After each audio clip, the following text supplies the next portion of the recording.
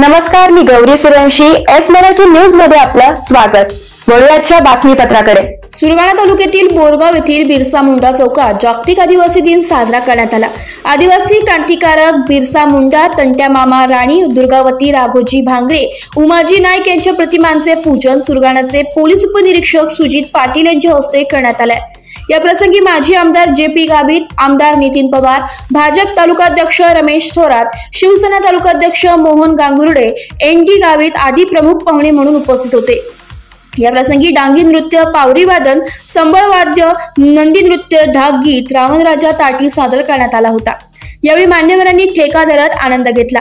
या जागतिक आदिवासी दिनानिमित्त बोरगाव परिसरातील राजकीय, सामाजिक क्षेत्रातील कार्यकर्ते व आदिवासी बांधव मोठ्या संख्येने उपस्थित होते. यावेळी अनुसूचित प्रकार घडू नये म्हणून पोलीस उपनिरीक्षक सुजित पाटील यांच्या मार्गदर्शनाखाली पोलीस चेतन बागुल, मांगू भोये आदी पोलीस कर्मचारी यांनी चोख बंदोबस्त ठेवला होता. एस मराठी न्यूज साठी तालुका प्रतिनिधी लक्ष्मण बागुल, बोरगाव.